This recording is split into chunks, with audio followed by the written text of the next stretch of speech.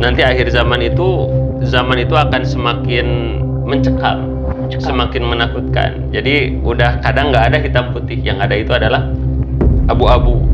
Kita susah lepas dari maksiat, susah lepas dari dosa, susah lepas dari keribaan dan lain sebagainya.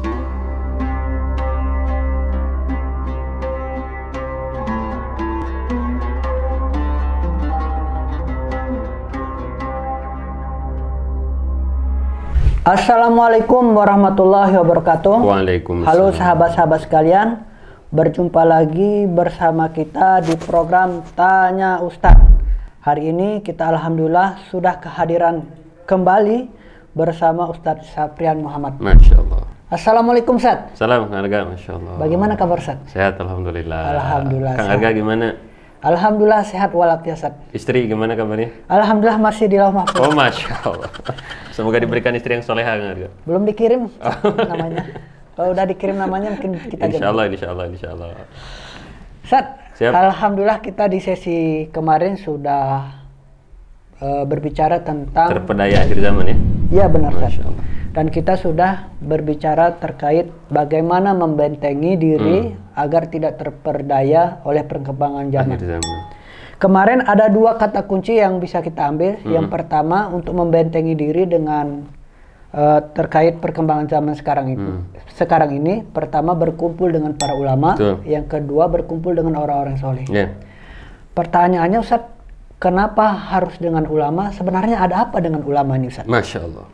Baik, jadi yang pertama gini, satu kan kita itu hidup bisa selamat kalau kita mengikuti Rasulullah Shallallahu Alaihi Wasallam. Ya benar. Dunia akhirat kita harus ngikutin Rasul. Ya. Karena Allah Subhanahu Wa Taala menyampaikan kepada kita, Qul in kuntum tuhibbunallah, kalau kita mencintai Allah, fattabi'uni, ikutilah Kangjeng Nabi Muhammad Shallallahu Alaihi Wasallam. Yang jadi masalah Kang Arga, pernah lihat Rasul belum? Belum Ustadz. Belum ya. Kadang jangan secara real, kadang kita di mimpi aja belum pernah. Gitu yang ketemu itu sama gitu makhluk-makhluk halus seperti itu ya. Kejar genderuwo, dikejar hantu. Nah, kita nggak ngelihat Nabi Muhammad SAW. Dengan para sahabat juga kita tidak berjumpa. Maka kita harus mendekati Rasulullah, wasilahnya melalui mendekatinya kita kepada pewaris Nabi, yakni kepada para ulama. Al-ulama'u warasatul anbiya. Nah, satu. Yang kedua, kenapa kita harus akrab, harus mendekati para ulama? Karena ulamalah di antara sumber ilmu.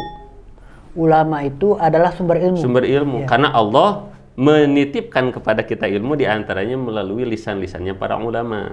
Nah, lalu pertanyaannya, kenapa kita penting mencari ilmu? Karena menjawab apa yang kita sampaikan di pertemuan yang kemarin. Kalau kita melakukan maksiat, lalu kita merasa itu adalah maksiat, masih mungkin untuk berubah. Benar nggak Kang Arga? Jadi kita tuh ngelakuin dosa, tapi ngerasa dosa, tobatnya insya Allah dapat.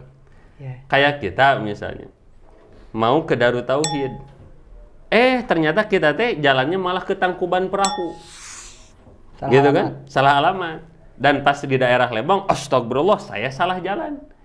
Nanti kita mandiri balik kanan, salah karena tahu salah jalan. Tapi kalau seandainya kita salah jalan ke Tangkuban Perahu, tapi kita merasa benar, kira-kira sampai nggak ke DT? Nggak bakal sampai. Nggak bakal, terusnya ke Subang, Karawang ke sana gitu kan. Nah begitulah kita juga dalam kehidupan. Kalau orang ngelakuin maksiat, kemudian dia itu ngerasa bahwa itu maksiat, maka kemungkinan untuk bertobatnya sangat hebat. Dan yang bahaya itu kalau ada orang dia ngelakuin maksiat dan tidak merasakan bahwa itu adalah perbuatan maksiat, itu yang bahaya. Jadi sulit untuk berubah karena ngerasa hidupnya benar. Nah, makanya untuk mengetahui apa yang kita lakukan ini adalah maksiat atau bukan, maka kita butuh ilmunya. Butuh ilmunya. Dan karena ilmunya itu sumbernya dari para ulama. Dari ulama. Karena jangan sampai kita hanya bersandar kepada pengetahuan diri kita sendiri. Contoh yang sering saya sampaikan kepada para santri, kepada para pemuda. Kan di antara kunci kita hidup susah.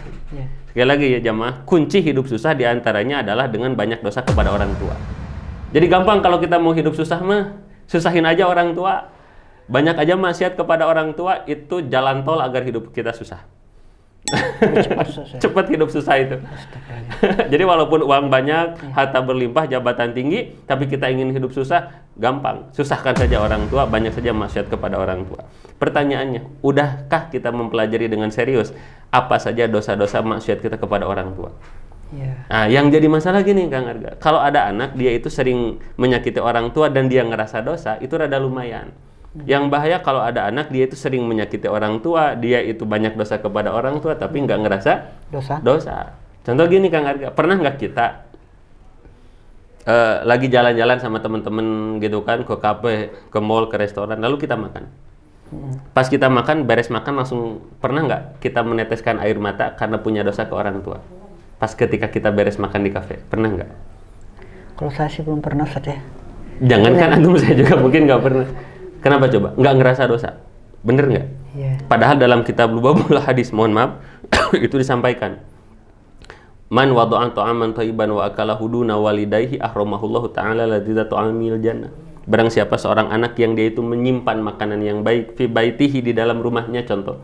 Wa akalahu, dan dia memakan makanan yang baik itu tanpa menghadirkan kedua orang tuanya, maka Allah akan mengharamkan bagi anak tersebut nikmatnya makanan surga. Berarti apa? Kalau kita makan makanan enak tanpa menghadirkan kedua orang tua kita, maka kita sudah melakukan maksiat kepada orang tua. Tapi kenapa kita makan steak gitu kan, makan burger, makan apalagi harga favorit? Nasi Padang, nasi Medan, nasi Sunda, nasi liwet dan lain sebagainya. Makan sama teman tuh, ho gitu kan, bahagia, tertawa. Dan beres makan tidak ada sedikit pun setitik rasa menyesal, perasaan berdosa kepada Allah. Kenapa?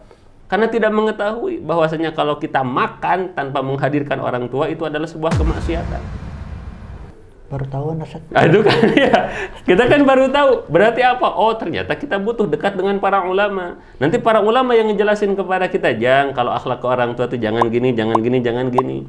Kalau sholatnya harus gini, harus gini, harus gini. Oh, kita tahu nanti petunjuknya dari para ulama. Nah, pentingnya kita di akhir zaman ini kenapa harus mendekati ulama agar bisa membedakan mana yang benar dan mana yang salah. Biar bisa membedakan yang mana benar dan yang mana salah. Yang mana salah, minimal mengetahuinya walaupun kita belum bisa melakukannya. Baik. Yang jadi masalah ngelakuin enggak, tahu juga enggak. Nah, itu yang jadi masalah. Makanya pentingnya kita mendekati para ulama, hadirin ikhwah fillah rahimakumullah. Itu yang pertama. Itu yang pertama, Ustaz. Yang kedua, Ustaz? Yang kedua, sebelum yang kedua ada lagi poin kenapa kita harus dekat ulama. Apa itu? Nanti kan tadi nyari ilmunya. Ya. Ada lagi yang kedua, kita butuh doanya. Kita butuh doanya. Kita butuh doanya. Suatu saat nih Kang Arga, ada seorang ulama, ini waktu kecilnya. Waktu kecilnya oleh bapaknya itu disuruh mesantren ke sebuah pesantren. Jang, ya Abah, kamu mesantrennya ke pesantren ini? Siap, Bah. Karena beliau ini waktu kecilnya itu otaknya brilian. Waktu 1 tahun, tempo 1 tahun, itu seluruh kurikulum di pesantren itu, kitabnya, pelajarannya, bacaan Quran dan lain sebagainya dihafal. Tempo 1 tahun. Beres misalnya dari Januari sampai Desember, hatam, hafal seluruh kitabnya, datang ke bapaknya. Bah, ada apa Jang? Ujang sudah hafal seluruh pelajaran yang ada di pesantren. Lalu izinkan Ujang pindah ke pesantren yang lebih tinggi. Tahu tidak Kang Arga jawaban abahnya apa? Kamu mesantren lagi 1 tahun. Duh, bahkan sudah terkuasai seluruh pelajarannya. Enggak, kamu mesantren lagi 1 tahun. Mesantren lagi dari awal. Kebayang misalnya Kang Arga udah hafal 30 juz. Lalu harus ngejah lagi dari alif batasa. Kayak gitu kebayangnya gitu kan, beban mentalnya. Tapi karena si anak ini taat kepada orang tuanya, samiyana wa ta'ana, mesantren lagi 1 tahun. Beres saat itu 1 tahun, akhirnya nanya ke bapaknya, Bah, kalau boleh saya bertanya, kenapa Abah mesantrenin saya lagi 1 tahun? Padahal saya cukup 1 tahun saja itu menguasai ilmu, kenapa harus sampai 2 tahun? Ini abahnya luar biasa. Jang, memang tahun pertama Abah mempesantren kamu untuk mencari ilmu. Tapi yang kedua, hakikatnya Abah mempesantren kamu tahun kedua bukan untuk mencari ilmu. Kenapa, Abah? Karena Abah tahu di sana itu, di pesantren itu ada seorang kiai yang setiap malamnya tidak pernah tidur. Karena apa? Sibuk mendoakan santrinya satu persatu. Masya Allah. Itu Kang Arga. Boleh jadi dia belum kedapat gilirannya, Ustaz ya? Nah, mungkin dia itu dipesantrenkan oleh abahnya itu agar setiap harinya terus mendapatkan siraman doa dari orang-orang soleh, dari wali-wali Allah. Karena yang jadi masalah, banyak orang yang dia itu yatim piatu secara batiniah. Mungkin orang tuanya masih ada, gitu kan? Mungkin gurunya masih ada, tapi dia yatim, kurang dari doa para orang tuanya, kurang doa dari para ulama. Itu makanya pentingnya kita deketin para ulama itu supaya apa? Kita didoain oleh orang-orang yang soleh. Karena Kang Arga, suksesnya kita, bahagianya kita boleh jadi bukan karena ikhtiar kepintaran kita, bukan.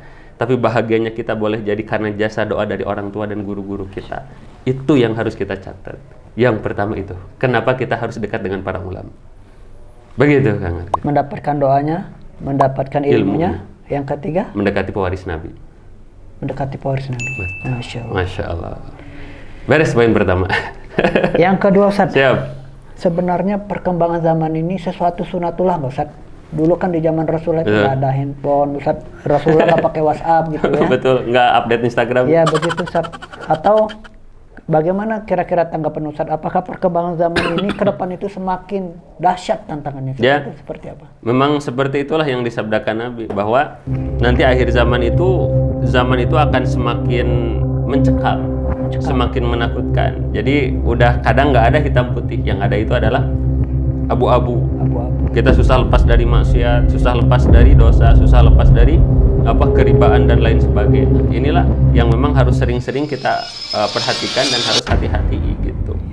Jadi memang tadi satu lagi Kang Arga yang belum kita bahas tuh. Kan satu mujalasatul ulama, berkumpul dengan ulama, yang kedua mujalasatus solihin. Ya ini kita harus sering dekat dengan orang soleh. Jadi Kang Arga, ginilah pertanyaannya. Kalau di persentasi teman kita ada 100, berapa persen orang solehnya? Berapa persen orang salahnya? Nanti kalau saya sebutkan teman saya jadi tersinggung. Kita harus menurut misalnya Kang Argama teman-temannya 101% orang-orang soleh gitu. Amin. Karena gini Kang Arga, saya cerita ini hasil curhatan santri. Jadi ada santri alumni datang ke rumah, lalu curhat, Ustadz, waktu di pesantren Ustadz, ketika azan berkumandang, saya langsung bergegas untuk sholat qobla duhur, sholat duhur berjamaah, ba'da duhur, beres ba'da duhur tilawah. Itu tidak asa biasa wesen. Itu teh ibadah standar. Bagus. Terus masalahnya apa? Saya kemudian sana kuliah. Kuliah itu di sebuah kampus yang memang mohon maaf jauh daripada agama. Jadi dari satu kelas itu 40 orang, yang sholat itu cuman itu santri. Yang 39-nya enggak sholat. Itu sena beban mental, Ustaz. Beban mental gimana? Waktu lagi nongkrong, kemudian terdengar azan. Itu pas saya mau sholat di awal waktu aja udah jadi beban mental. Malu, bener deh. Asa GR, takut disebut sok soleh dan lain sebagainya. Padahal ketika di pesantren itu sholat di awal waktu biasa, bahkan qobla ba'da biasa. Nah sekarang mah untuk bisa sholat di tepat waktunya saja udah berat. Kenapa? Karena lingkungannya tidak mendukung kepada Allah Subhanahu wa Ta'ala. Makanya kita nih Kang Arga, sahabat-sahabat sekalian, yang harus diperhatikan adalah di akhir zaman ini siapa sahabat-sahabat kita? Apakah sahabat-sahabat kita yang senantiasa mengingatkan kita kepada Allah, atau sahabat-sahabat yang menjauhkan kita dari Allah Subhanahu wa Ta'ala? Jadi ketika kedengar azan teh, teman-teman kita tergolong orang yang hayu sholat, atau ngobrol kitanya buat apa sholat? Oh, itu yang harus diperhatikan. Maka kalau kita nih Kang Arga, satu, dekat dengan para ulama, dan kita banyak kumpul dengan orang-orang soleh, sedahsyat apapun fitnah akhir zaman, insya Allah kita akan selamat. Insya Allah akan selamat. Masya Allah. Masya Allah. Semoga kita diberikan nikmat kumpul dengan ulama dan orang-orang soleh. Amin. Masya Allah. Baiklah sahabat-sahabat sekalian, itulah tadi penjelasan dari sesi sebelumnya terkait bagaimana membentengi diri agar tidak terperdaya dengan perkembangan zaman. Pertama itu berkumpul dengan para ulama, yaitu kita bisa mendapatkan doanya para ulama, ilmunya para ulama, kemudian kita sebagai orang yang mengikuti pewaris Nabi seperti itu. Betul. Yang kedua itu adalah berkumpul dengan orang yang soleh, cari yang teman benar, ya, kurangin teman yang sedikit benarnya, Ustaz ya. Itu teman apalagi istri nanti Kang Arga ya. Ya tentunya teman yang akan menemani kita ke surga yaitu istri. Masya Allah. Mudah-mudahan disegerakan dapat jodohnya. Amin. Mungkin bagi jamaah yang ada, termasuk saya sendiri, mohon jamaah didoakan ya. Baik, Ustaz, insya Allah kita akan bertemu lagi di pertemuan berikutnya dengan tema yang lain. Insya Allah lebih menarik lagi untuk menjawab persoalan-persoalan anak muda hari ini. Terima kasih sahabat-sahabat sekalian sudah menonton program Tanya Ustadz ini. Semoga bermanfaat. Akhirul kalam, assalamualaikum warahmatullahi wabarakatuh. Waalaikumsalam warahmatullahi wabarakatuh. Masya Allah. Turun harga.